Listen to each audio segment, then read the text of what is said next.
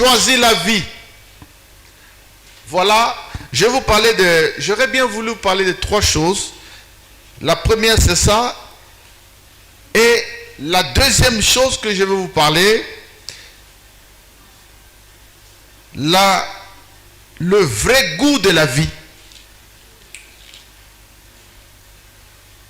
Donc, si on avait suffisamment de temps, on aurait vu les 3 choses, mais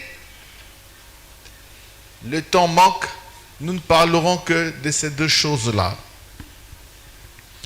Voici la vie, voici la mort.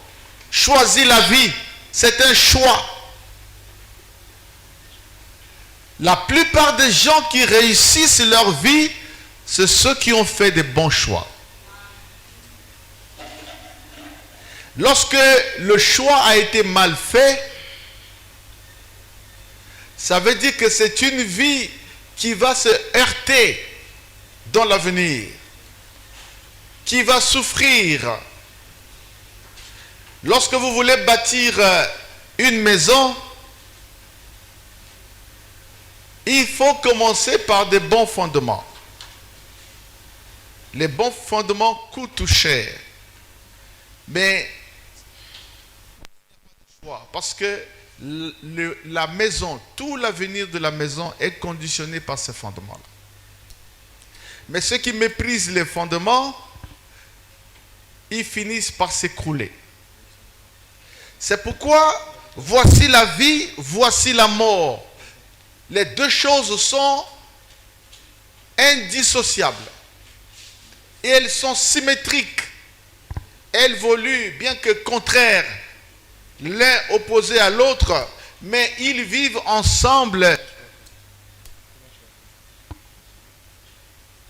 C'est comme l'oreille gauche et l'oreille droite. Elles sont opposées, mais elles vivent ensemble. Elles marchent ensemble. La vie rime avec la mort. Et c'est toi qui dois choisir. Je te conseille aujourd'hui de choisir la vie. Et plusieurs personnes ont eu l'opportunité de rencontrer Jésus. C'est une grande occasion que de rencontrer Jésus. Beaucoup ont eu l'occasion de le rencontrer, mais ils ont fait un mauvais choix. Nous allons lire la parole de Dieu pour vous donner l'exemple d'une personne. Les exemples sont nombreux dans la parole du Seigneur, mais nous allons vous donner un exemple dans l'évangile de Luc au chapitre 10e. Nous allons lire le verset 40 et le verset 42. 40 à 42. Alors, Marthe, occupée à divers soins domestiques, survint et dit, Seigneur, cela ne te fait-il rien que ma sœur me laisse seule pour servir? Dis-lui donc de m'aider. Le Seigneur lui répondit, Marthe, Marthe, tu t'inquiètes et tu t'agites pour beaucoup de choses. Une seule chose est nécessaire. Marie a choisi la bonne part qui ne lui sera jamais ôtée. Qui ne lui sera jamais ôtée. Vous savez, je vous conseille de lire les discours de Jésus. Je vous conseille de lire les évangiles. Le discours de Jésus est au-dessus de tous les auteurs du Nouveau Testament. Lui, il est Dieu. Son enseignement est profond. Il dit ceci, choisis la bonne part qui ne te sera jamais ôtée. Il y a des choses que nous perdrons, des choses qui nous seront ôtées. Il y a des choses qui ne nous accompagneront pas là où nous devons être. Jésus les visitait. Jésus est allé chez eux. Et quand ils arrivent, Marie l'a vu, Marthe aussi l'a vu. Marie faisait la vaisselle, faisait le ménage. Pas forcément la vaisselle ou le linge, non, je ne sais pas. Mais il faisait le ménage. Disons, les deux faisaient le ménage.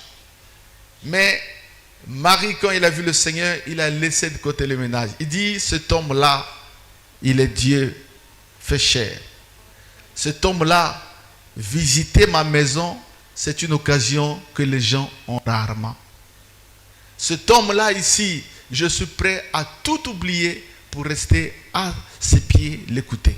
Il a tout laissé. Et Marthe ne l'a pas bien trouvé. Il va trouver Marie, il lui fait des reproches et il va l'accuser chez Jésus.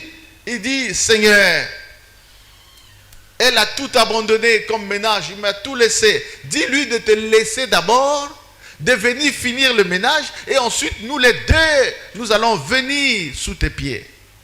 Frère, le royaume de Dieu, c'est la priorité des priorités. Jésus est notre priorité. Nous devons être prêts à tout abandonner pour servir le Seigneur. Il n'y a pas une chose qui soit plus importante que servir Jésus. Il n'y a pas une autre chose qui soit plus importante que suivre Jésus. S'il y a une chose qui veut t'empêcher de servir Jésus, écarte-le de ta vie. Jésus a dit, si ton œil est pour toi une occasion de chute, il est mieux pour toi de le ôter et entrer dans le royaume de Dieu avec un seul œil que d'aller en enfer avec les deux yeux. Si ton pied est pour toi une occasion de chute qui t'empêche de servir Dieu, coupe ce pied, deviens un manchot, car il est préférable pour toi d'entrer dans le royaume des cieux avec un seul pied que d'être jeté en enfer avec les deux pieds. Tout ce qui t'empêche de servir Dieu, tu dois le faucher. Tout chemin qui t'empêche d'accomplir la volonté de Dieu, tu dois l'écarter. Même les choses que tu aimes le plus, même les voies que tu aimes le plus, tu dois les laisser. Si nous aimons des choses plus que Dieu, c'est que nous ne sommes pas qualifiés à le servir. Jésus a dit, si quelqu'un veut me suivre, qu'il se renonce à lui-même, qu'il se charge de sa croix et qu'il me suive. Celui qui voudra sauver sa vie, la perdra. Et celui qui la perdra à cause de moi et à cause du royaume de Dieu, il la retrouvera. Nous sommes dans un monde où, si l'on perd, et alors on gagne chez Dieu. Si l'on perd dans ce monde, alors chez Dieu on gagne. C'est un choix à faire. Si tu veux gagner dans ce monde, tu perdras chez Dieu. Si tu veux gagner auprès du Seigneur, tu dois perdre aujourd'hui. Perdre quoi? Perdre les choses que tu aimes, mais qui ne sont pas dans la volonté de Dieu. Et Jésus a dit encore, si quelqu'un veut être mon disciple, il faut qu'il soit capable de haïr son père, de haïr sa mère, de haïr ses frères, de haïr sa femme, de haïr son mari, de se haïr lui-même. Ça veut dire que ce texte-là ne nous encourage pas à la haine des autres, à la haine de notre famille. Ce n'est pas cela. C'est simplement pour nous montrer que le royaume de Dieu est la priorité des priorités. Jésus-Christ est la priorité des priorités. Tu ne dois pas accepter un chemin où Jésus n'est pas. Même si c'est un chemin qui t'amène dans des résultats qui sont énormes. Alors, la réussite de la vie de l'homme est étroitement liée au choix qu'il fait. Quand on rencontre Jésus, il faut faire un bon choix. Le choix que tu fais, soit recevoir Jésus, demeurer avec lui, soit prendre, recevoir ce qui est à lui et s'en aller. Mais je te conseille de faire un bon choix. Marthe et Marie avaient toutes reçu le privilège de rencontrer Jésus, de lui parler en aparté. Privilège rare que même les rois et les monarques n'ont pas reçu. Mais Marthe a mal utilisé son choix. Il a mal choisi. Il a choisi des choses qui lui seront ôtées. Il a choisi des choses qui ne l'approcheront pas de Dieu. Mais Marie a choisi de rester sous les pieds de Jésus et de continuer à l'écouter. Et ce qu'il entendait, ce sont des choses qui ne lui seront jamais ôtées. Ce qu'il entendait auprès du Seigneur, c'est ce qui va l'amener jusque dans le royaume de Dieu. Ce qu'il entendait auprès du Seigneur, c'est le plus précieux trésor. Ne t'intéresse pas à posséder ce qui est autour de Jésus, mais choisis de rester ensemble avec lui. Beaucoup de gens, lorsqu'ils viennent à l'église, ils veulent posséder. Ils viennent parce qu'ils veulent posséder. Posséder quoi? Des choses, des richesses, le matériel, posséder de l'argent, posséder un patrimoine immobilier. Ils veulent quoi? Posséder, posséder, posséder. Est-ce que ça c'est un bon choix? Ce n'est pas un bon choix. Lorsqu'on vient à Jésus, on vient pour demeurer à ses pieds. On vient pour demeurer. On ne vient pas pour prendre et s'en aller. Ne fais pas comme les 10 lépreux. Les 10 lépreux sont venus. Ils avaient la foi. Je vous dis qu'ils avaient la foi. Mais cette foi les a-t-il sauvés? Je pense que beaucoup de gens enseignent mal la foi. Les gens enseignent la foi seulement comme un moyen de posséder. Et la foi, tu verras la gloire de Dieu. Et la foi, les 10 lépreux avaient aussi cette foi. Est-ce que la racine croit que les 10 lépreux avaient cette foi? Oui. Et cette foi, ils ont eu. Oui ou non? Ils ont reçu la guérison. Ils avaient la foi. Ils ont reçu la guérison. C'est une bonne chose. Mais sont-ils sauvés? Iront-ils au ciel? Lorsque Dieu jugera les hommes, seront-ils sauvés? Ils avaient la foi. Oui. Mais est-ce qu'ils seront sauvés? Ça, c'est quel genre de foi? C'est une foi limitée. La foi sur le matériel, sur la possession du monde, c'est une foi qui ne sauve pas. Et c'est ce que nous, prédicateurs, nous semblons prêcher le plus. Quelle est la foi? Nos églises s'appellent la foi. Il y a des églises, foi de Bartimée. Il y a des églises qui s'appellent foi des 10 lépreux. Il y a des églises qui s'appellent foi des victorieux, foi des vainqueurs, foi de ceci. Mais quelle est cette foi-là que nous enseignons?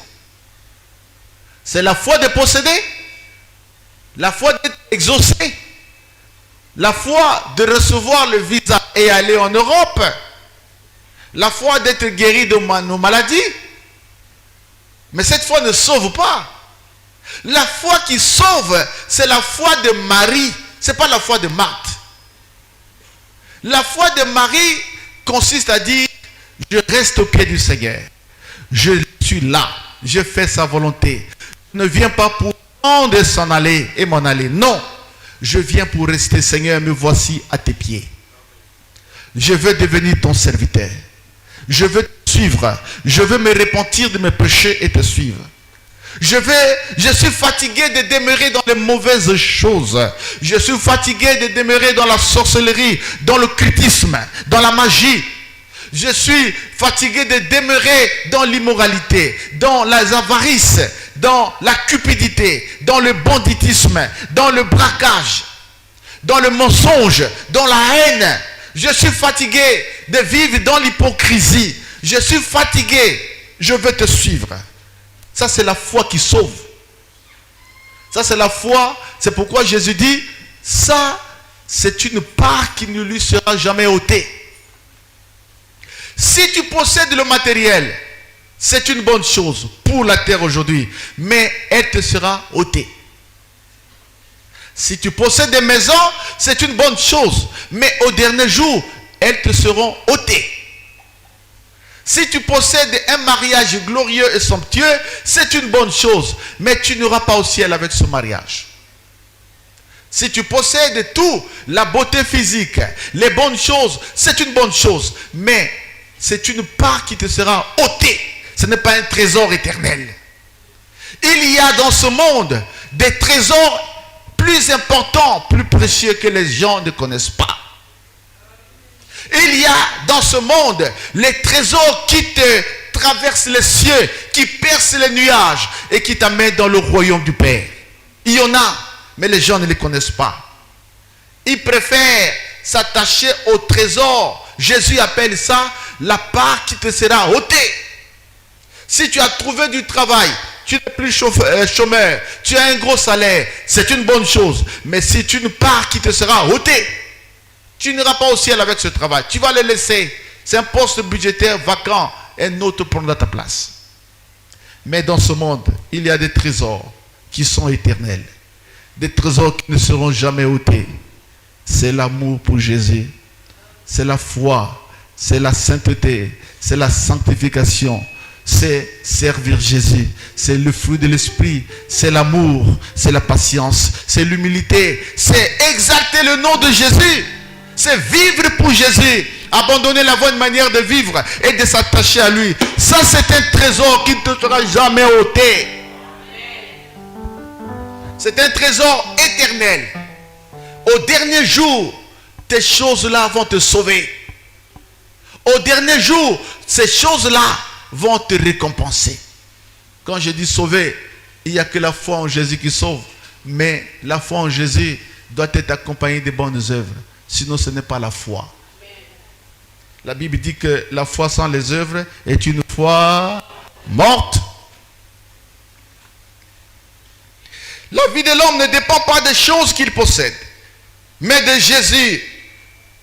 La vie de l'homme dépend de la présence de Jésus. Ça dépend de la paix du cœur. C'est qu'il y a des choses plus précieuses que Jésus va te donner.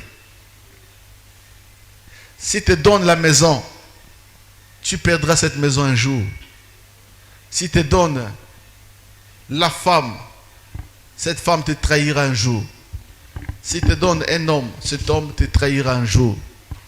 Si te donne l'argent, même si tu en as plein en banque, ça finira un jour.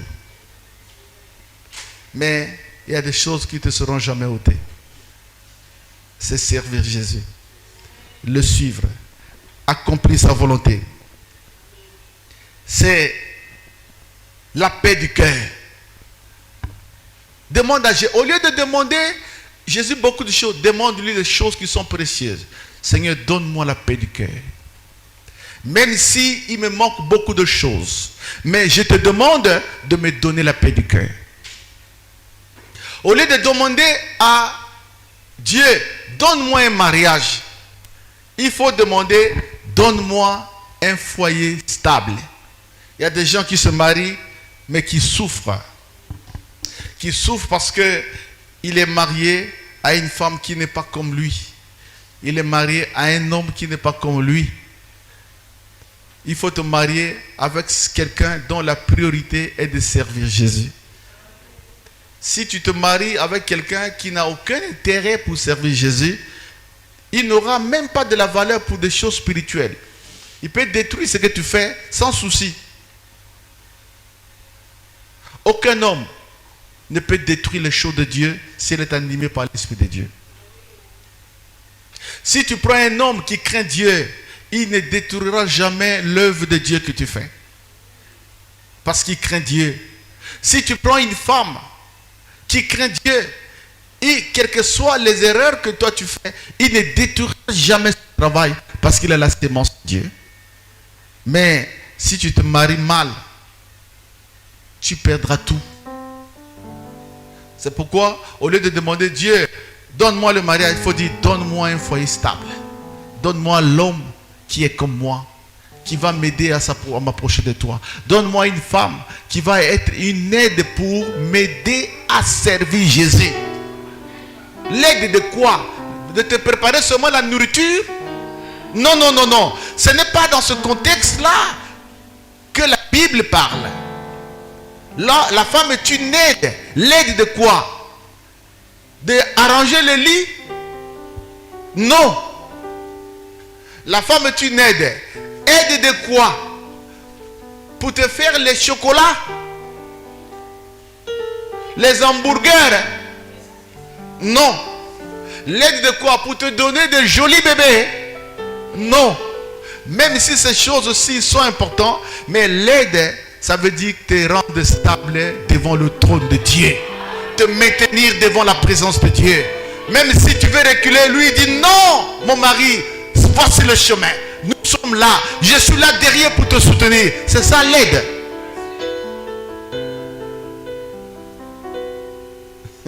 Dis amen bien.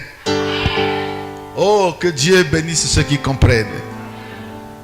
Que Dieu bénisse ceux qui ont les yeux ouverts pour voir. À partir d'aujourd'hui, ne cherche pas seulement le mariage. Cherche un foyer stable. Cherche un homme qui va t'aider à rester avec Jésus. Cherche une femme qui va t'aider à servir et à continuer à servir Dieu. Si tu es marié à une telle personne, même si les vagues, les vents viennent contre toi, il te soutiendra. C'est comme une glace. Tu sais, la glace, c'est quoi? Même si une chose est au soleil, exposée à l'air libre, mais la glace le maintient. Un bon mari, une bonne femme maintient son partenaire dans la présence de Dieu. Il dit, je suis avec toi. Je t'encourage. Tu as reculé, oui, mais moi je suis là. Allons-y de l'avant. On ne lâche pas. On n'abandonne pas Jésus. Jésus, c'est la vie. Personne n'a jamais abandonné la vie. Même si l'on souffre, on n'abandonne pas. Même si l'on meurt de faim, on n'abandonne pas. Même si l'on est malade, on n'abandonne pas. On n'abandonne pas Jésus. On n'abandonne pas le ministère. On n'abandonne pas. Lorsque Jésus viendra, il viendra me trouver avec ce micro en train de prêcher. Je prêcherai, je l'annoncerai dans toutes les circonstances. Mort ou vivant, je prêcherai Jésus. Je n'arrêterai de prêcher que si je suis mort. Je vous dis que moi aussi je mourrai. Je mourrai, mais pas maintenant. Pas maintenant. Parce que j'ai encore des choses à réaliser avec Jésus. C'est pourquoi rien ne peut m'écarter du ministère. Rien ne peut m'écarter de Jésus. Rien. Personne ne peut me pousser à abandonner Jésus.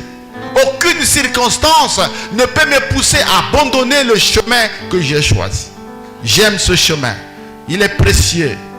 Il n'a plus rien de bien que de servir Jésus. Qu'il est beau de servir Jésus. C'est un travail où nous ne gagnons pas beaucoup, mais notre cœur est là. Même si nous ne gagnons pas des millions là, mais nos âmes sont dans notre ministère. Heureux ceux qui ont trouvé des partenaires qui les aident dans le ministère. Ils sont heureux. Heureux ceux qui sont nés dans les familles qui craignent Dieu. Heureux ceux qui ont des frères et des sœurs qui encouragent des gens à rester dans la parole de Dieu. Heureux, mais malheur à ceux qui sont entourés par des personnes qui n'ont aucun respect pour les choses saintes. Aucun respect pour le ministère. Aucun respect pour l'église. Ils peuvent détruire l'église comme ils le veulent. Parce qu'ils n'ont pas la sémence de Dieu. Tu as vu, je vais te donner un exemple. Lorsque Salomon accède au trône d'Israël, c'était un homme fragile. Mais à qui Dieu a donné sagesse et intelligence. Je pense que c'est la sagesse, c'est le charisme de Salomon qui l'a maintenu sur le trône. C'est pourquoi, même si nous ne sommes pas intelligents selon ce monde, même si nous n'avons pas fait l'université, même si nous n'avons pas d'argent, mais si Dieu nous appelle, il nous équipe, quels que soient les vents, nous resterons dans le ministère. Mais si Dieu ne nous a pas appelés, si ce sont des hommes qui nous ont appelés, lorsque le vent arrive, ça nous balaye. Salomon a été combattu, mais sa sagesse, son intelligence l'a maintenu sur le trône. Beaucoup de gens, lorsqu'ils parlent de Salomon, ils les méprisent. Homme à plusieurs femmes, et 1000 femmes. Non, ce n'est pas ça le contexte. Salomon, un humain ne peut pas se marier à 1000 femmes. Comment tu vas faire? Il y a beaucoup de gens qui doutent ça. Mais c'est une vérité historique, biblique, c'est vrai. Il en a eu 1000. Mais ce sont des stratégies politiques. Parce que quand David meurt, il lui laisse le trône. Il laisse un pays encerclé par des ennemis. David, lorsqu'il meurt, il laisse Israël sous lui, dominant une dizaine d'États. C'était un État colonial où il y avait des révoltes à tout moment. Et pour maîtriser la paix, l'une des stratégies de Salomon, c'est de se marier avec les princes des pays étrangers. Ces multiples mariages sont des stratégies, ce ne sont pas des désirs de la chair, ce sont des stratégies politiques.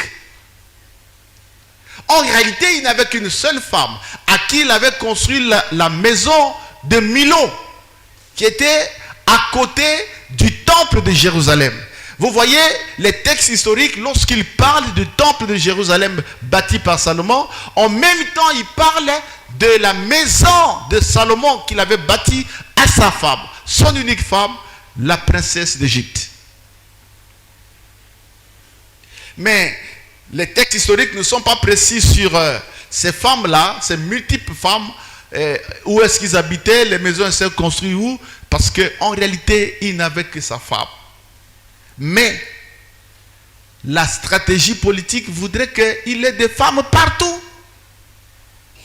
Un humain ne peut pas avoir autant de femmes. Je voulais que quand tu prêches sur ça, ne présente pas ce saint homme de Dieu comme une personne à 1000 femmes de façon ordinaire. Un humain ne peut pas être comme ça. Tu connais 1000, c'est pas 100, mais 1000. Même 100 là, est-ce qu'un homme peut avoir 100 femmes? Même 10 là, au Coran de Rénine. Est-ce que tu as un dos en fer ou quoi? Ce sont des stratégies politiques. Que Dieu bénisse ceux qui comprennent cette affaire-là. Et je parlais de Salomon. On lui amène 2 femmes qui se disputent un enfant. L'une dit, c'est mon enfant. Celui qui est vivant, c'est mon enfant. Celui qui est mort, c'est pas mon enfant. La femme dont l'enfant est morte est une femme malhonnête. Elle est consciente que c'est mon enfant qui est mort. Mais il veut l'enfant qui est vivant. Aujourd'hui, on ferait les tests ADN. Mais à l'époque, il n'y en avait pas. Et Salomon a réglé ça. Salomon dit, l'Esprit de Dieu dit, parle. Les douleurs de l'enfantement feront que tu reconnaisses la vraie mère. Et bon, amenez cet enfant. Coupons-le en 2. Prenez-moi, donnez-moi une épée tranchante. On va couper l'enfant en 2 comme si c'était un animal à manger. Et on va partager une partie. La tête, on va donner à cette femme et les pieds, on donne à l'autre. Celle qui n'était pas un enfant, celle qui n'était pas la mère de l'enfant vivante, il dit oui, oh, c'est ce que je voulais. Coupez-le en 2. Le vrai aura sa part. La mère de l'enfant a senti les douleurs de l'enfantement. Et quand il a senti ces douleurs, il a dit non, roi, ne tuez pas l'enfant, mais donnez l'enfant à cette femme. Parce qu'il a senti les douleurs de l'enfant. Personne n'a jamais accepté que l'enfant qui est né de lui soit coupé en 2. Personne ne peut détruire l'église du Seigneur s'il a la sémence de Dieu au-dedans de lui. Même si cette église l'a déçu, même s'il a des problèmes avec le pasteur de cette église, même s'il a des problèmes avec le diacre de cette église, mais même s'il sort, il ne peut pas détruire cette église parce qu'au-dedans de lui, il a la sémence de Dieu. Mais s'il n'a pas la sémence de Dieu, il va détruire cette église. Il va introduire le mensonge. Tu sais, la plus grande arme pour détruire l'église, c'est quoi? C'est le mensonge. Le mensonge. Est-ce que tu peux répéter le mensonge? C'est pourquoi ne crois en rien si tu n'as pas la preuve. C'est lui qui t'amène une information. Le pasteur est comme ça. Et le pasteur a fait ceci. Il est en train de détruire, pas le pasteur, mais de détruire l'église. Parce qu'il sait que si le pasteur s'écroule, l'église aussi s'écroule. C'est pourquoi tu veux te marier, oui, marie-toi avec quelqu'un qui connaît Jésus. Tu veux avoir un ami, un camarade, oui, mais cherche une amie qui connaît le Seigneur. Si tu marches ensemble avec celui qui ne connaît pas Jésus, tôt ou tard, tu finiras par abandonner le Seigneur.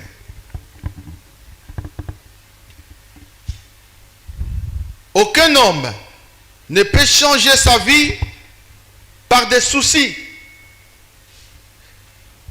Même si tu as des soucis sur ta vie, du matin jusqu'au soir, tu ne changeras pas ta vie. Même si tu as des soucis, tu te fais des soucis. Il y a des gens qui ont des soucis, ils sont en chambre, ils se cachent dans la chambre, ils ne sortent pas. Matin, soir, ils réfléchissent. Écoute-moi, tu nuis simplement à ta santé et tu n'auras rien à cause de ces soucis-là. Les soucis ne changent pas la vie de l'homme. Ce qui peut changer ton sort, c'est ayant des difficultés, ayant des soucis, tu t'approches de Jésus. Tu t'approches des serviteurs de Jésus. Tu vas à l'église, tu écoutes la parole de Dieu, tu pries. La Bible dit que la foi vient de ce que l'on entend, et ce que l'on entend, c'est la parole de Christ. Et quand tu t'approches de Dieu, la présence de Dieu absorbe ces soucis, et toi tu vis. Même si les solutions ne sont pas encore arrivées, mais la présence de Dieu a chassé ces soucis-là. Est-ce que tu ne sais pas que le mauvais esprit utilise les soucis? Quand tu as les soucis, tu attires les mauvais esprits. L'église, est-ce que tu m'entends? Quand tu emmaganises les soucis dans ton cœur, tu attires les mauvais esprits. Les mauvais esprits aiment les soucis. Et ils t'amènent au suicide. Beaucoup de gens qui sont suicides, un homme normal ne peut pas se suicider. Pourquoi se suicider? Parce que la solution viendra. Tu vas te suicider aujourd'hui, demain la solution arrive. Ne choisis pas de posséder les biens matériels, mais choisis de demeurer en Jésus, comme Marie est demeurée en Christ. Quand tu as le peu qu'il te faut, cela te suffit. Dans la vie, ne cherche pas trop de complications. Ne cherche pas à trop avoir. Ne cherche pas à devenir encore plus grand. Ne cherche pas encore à devenir plus riche. Ne cherche pas, non. Prends ce que Dieu te donne. Contente-toi de ce que Dieu te donne. La Bible dit que l'amour de l'argent est la racine de tous les maux qui sont sur la terre. En voulant posséder de l'argent de manière mauvaise, les gens sont devenus des voleurs. En voulant posséder de l'argent facile, les gens sont devenus des braqueurs. Ceux qui vont braquer dans les maisons des gens, ils cherchent quoi? L'argent. C'est en voulant posséder de l'argent que les femmes trompent leur mari.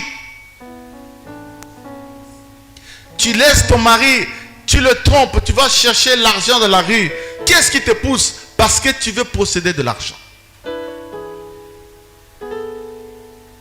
C'est en voulant posséder de l'argent que les gens acceptent d'empoisonner les autres. Il y a des gens qui sont payés pour empoisonner les autres. C'est pourquoi, toi qui manges n'importe comment, sois prudent. Parce qu'il y a ceux qui sont payés pour mettre les poisons dans les boissons. Jésus est là, la foi est là, je ne refuse pas. J'ai la foi, je ne refuse pas.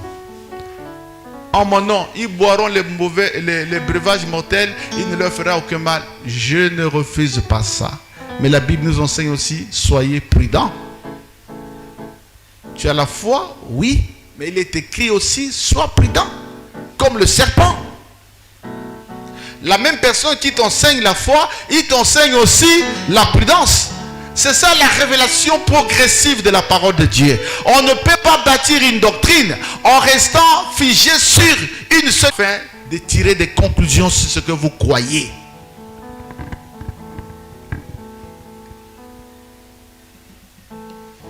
Demeure en Jésus. Cherche Dieu. Ce que tu veux, le reste viendra. Jésus est capable de changer ton identité, de changer ta vie. Il est capable de te faire marier. Il est capable de te donner du travail. Un bon travail aussi. Il est capable d'enlever tes soucis. Il est capable de t'apporter ce que ton cœur désire. Mais reste d'abord en Jésus.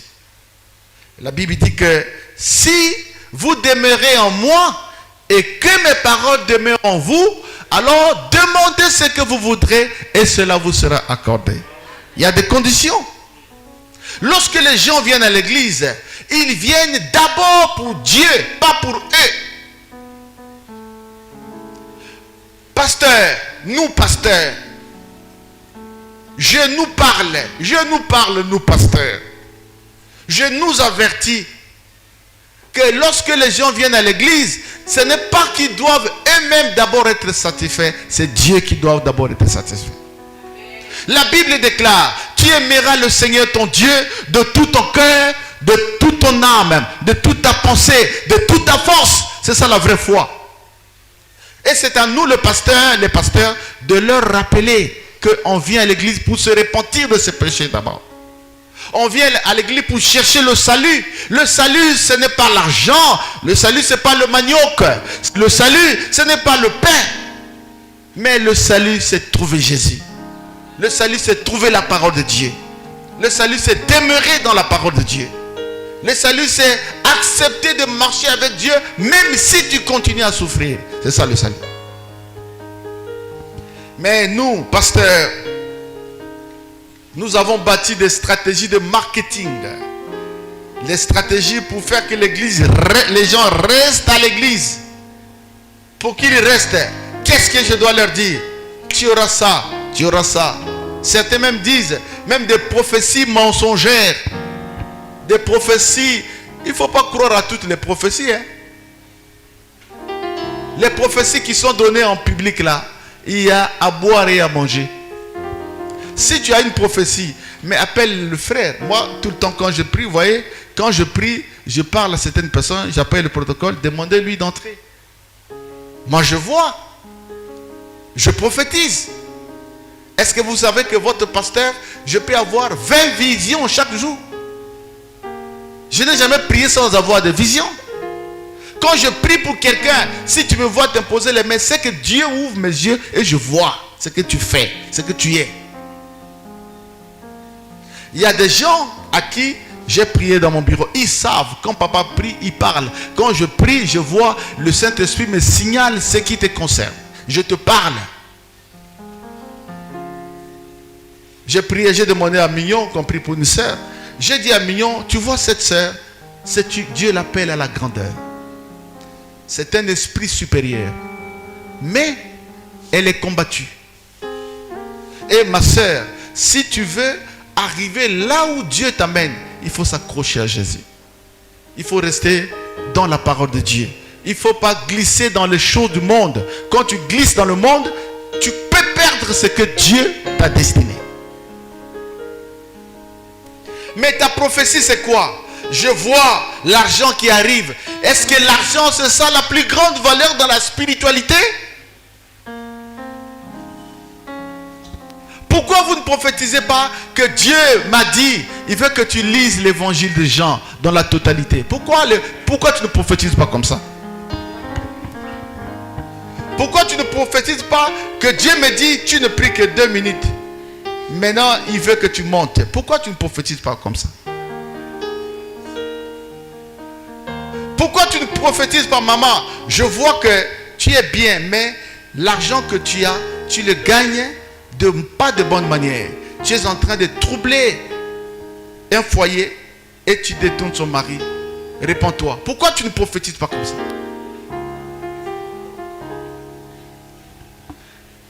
Pourquoi tu ne prophétises pas pour amener les gens à l'obéissance à la parole de Dieu? Pourquoi tu ne prophétises pas en disant aux gens, le Seigneur m'a dit de te rappeler que lui, il vient bientôt par toi? Pourquoi tu ne prophétises pas comme ça? Mais pourquoi tu prophétises seulement que je vois quelqu'un venir une enveloppe? Il t'amène une enveloppe. Pourquoi tu prophétises toujours comme ça? Pourquoi tu prophétises? Je vois l'or qui vient vers toi. Je vois le diamant qui vient. Dieu va te donner. Je vois un voyage. Hein? Est-ce qu'un voyage c'est un miracle? Voyage c'est un miracle. Les prophéties de pauvreté. Un environnement pauvre. Nous ne devons pas prêcher l'évangile parce que nous sommes pauvres. Nous ne devons pas prêcher l'évangile parce que nous sommes riches. Laissons notre richesse, laissons notre pauvreté. Prêchons le pur évangile de Jésus-Christ. Tu vas dire à quelqu'un, je vois un voyage pour Goma, en RDC. Ça, c'est une prophétie.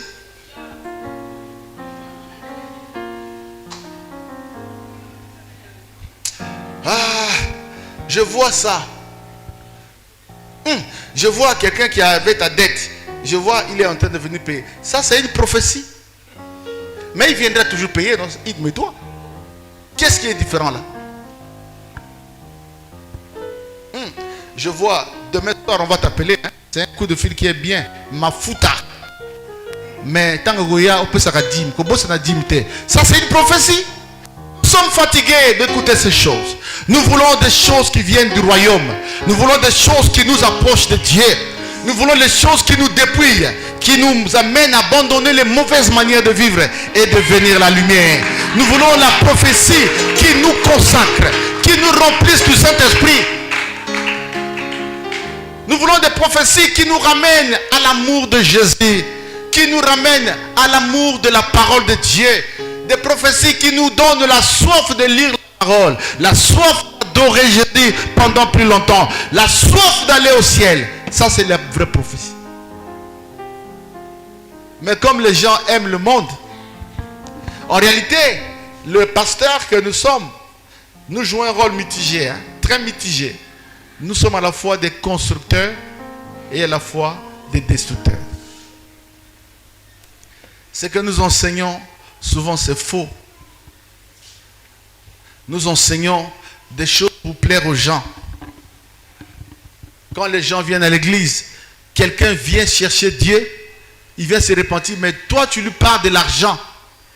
Tu lui parles du mariage. Tu lui parles du succès, de l'élévation. Lui, il vient se repentir de ses péchés. Mais toi, tu lui donnes le goût du matériel, le goût du monde. La Bible dit quoi? La parole de Dieu. Celui qui aime le monde est ennemi de Dieu. N'aimez point le monde, ni les choses qui sont dans le monde. Car celui qui aime, qui a l'amour de ce monde est l'inimitié contre Dieu. Pasteur, nous ne lisons pas ça? Mon Dieu, c'est un papa responsable. Mon Dieu n'est pas le Dieu de Baal. Le Dieu de Baal, vous savez, lorsqu'il y avait le test de la montagne de Carmel, et lorsqu'Élie demande au prophète de Baal de prier pour que le feu vienne descendre et consume l'autel, consume la bête qui est sur l'autel, ils ont prié du matin jusqu'à midi, il n'y avait rien. 13h, 14h, rien. Qu'est-ce qu'Élie a dit? Il faut continuer à prier. Peut-être que Baal est allé en voyage. Peut-être qu'il est en train de dormir. Criez plus fort. Moi, je ne crie pas. Quand je prie, je ne crie pas. Pourquoi? Parce que mon Dieu lit mes pensées avant même que je ne parle. De loin, il connaît ce que je veux. Avant qu'une parole ne sorte de ma bouche, il me sonde, il me scrute. De loin, il connaît mes pensées. Où irai-je loin de Dieu? Qu'est-ce que je peux lui cacher? Beaucoup de gens présentaient l'Éternel, le Dieu d'Israël, comme un Dieu de Baal, qui ignore notre vie, qui ne connaît pas notre vie, qui ne connaît pas nos besoins. Mais non, Dieu connaît ça. C'est un Dieu responsable. Il a dit, ne soyez pas comme les païens qui aiment demander des choses. Ils croient qu'en priant ainsi, ils le recevront. Mais vous, votre Père Céleste sait de quoi vous avez besoin. Avant même que vous n'ayez demandé, il sait déjà et il vous le donne. Ça, c'est la parole de Dieu. Nous avons présenté Dieu comme un Dieu. Il faut insister pour qu'il prie. Même si Jésus parle de l'insistance de la prière, mais il parle aussi de dépendre de Dieu. Il dit cherchez premièrement le royaume des cieux et toutes ces choses vous seront données par-dessus. La parole de Dieu, c'est comme une épée à double tranchante. Ne la prends pas seulement dans un contexte. Il faut prendre aussi de l'autre. D'un côté, il dit prier, persévérer. Mais de l'autre côté, il dit que cherchez premièrement le royaume de Dieu et le reste des choses vous seront dessus. Ils seront donnés par-dessus. Oh, que Dieu bénisse ceux qui comprennent la parole de Dieu. Alléluia. Que Dieu soit loué. Maintenant, je voulais conclure. Je ne peux pas aborder l'autre thème. Mais ce que tu as entendu, ça suffit déjà. Ce que tu as entendu, ça suffit. Cherche Jésus. Quand tu as trouvé Jésus, cela te suffit. Ta vie est pleine de problèmes. Je sais. Tu as besoin de manger. Besoin de boire. Parfois, il te manque même l'argent pour faire le marché. Parfois, il te manque même l'argent pour acheter des médicaments. Parfois, tu es un homme qui doit prendre les médicaments. Parfois, il te manque l'argent pour acheter tes médicaments. Et chaque jour, tu vis avec la peine. Dieu sait ça. Dieu n'est pas inconscient de ça. Beaucoup pensent que Jésus ne connaît pas. Il faut le lui rappeler. Il connaît. La solution, c'est quoi? Rester proche de lui. Viens souvent à l'église. Écoutez la parole de Dieu. Sois à côté de ton pasteur. Demande à ton pasteur de te conseiller pour les choses qui te concernent. Un homme qui ne voit pas, qui n'entretient pas son pasteur, c'est un homme qui court le danger. Certaines personnes ne parlent pas avec leur pasteur. Il vient à l'église, mais il ne parle pas avec le pasteur. Mais le pasteur, tu dois avoir des entretiens avec lui. Le pasteur, c'est le médecin que Dieu a placé devant toi. D'un côté, tu lui payes ta dîme, mais de l'autre côté, il doit te conseiller. De l'autre côté, tu sers Dieu, tu payes tes offrandes, tu es soumis à l'autorité de l'église. De l'autre côté, il doit te conseiller.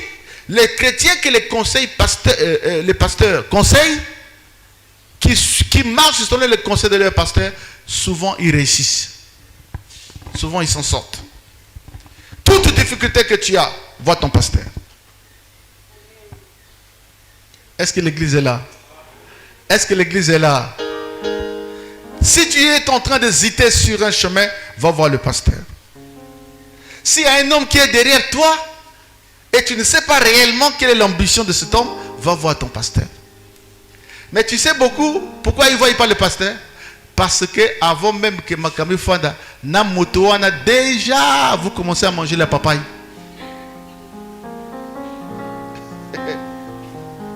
Moi, j'ai reçu des sœurs qui ont pris l'église à cause de ça. Ils savent le principe. Tant que les choses ne sont pas encore clairement définies, on n'arrive pas partout. Mais toi, tu vas loin. Rien n'est encore fait. Tu es déjà là-bas. Comment tu vas voir le pasteur? Tu dis, non, je ne le veux pas parce que ce qu'on ne fait pas, j'ai déjà fait ça. Et tu t'embourbes dans les erreurs. Jusqu'à ce que tu entres dans un mariage souffrant. Mais je pense que tu ne peux pas te marier sans ton pasteur. Le pasteur, Jésus est ton avocat devant Dieu, mais le pasteur est ton conseiller. C'est lui qui te conseille sur la voie de Dieu. Un chrétien sans pasteur ne peut pas s'affermir. Aucune église ne peut continuer à prier sans pasteur. Dieu, dans la pensée de Dieu, sa bergerie doit être dirigée par un berger. Un berger qui est en relation avec lui, un berger qui est établi, équipé, mature pour diriger son église. Mais si tu n'es pas... Combien de gens ici parlent avec le pasteur? Combien de gens viennent dans le bureau du pasteur? Papa, j'ai tel problème. Papa, voici ce que j'ai. Papa, j'ai un ami, voilà ce qu'il me fait. Dis au pasteur tout. Nous sommes là pour ça. Tout ce qui te concerne, viens. Même si on t'a payé ta dette. Ah là, ils ne viennent pas. Hein? C'est pas possible, bon, toi tu veux voir le pasteur, tu dis je ne veux pas parce que si je vais là-bas, il va dire mais la dîme. Non, je préfère. Je sais. Mais vois ton pasteur. Quelqu'un t'a blessé, viens voir ton pasteur. Il va prier pour toi, il va te conseiller.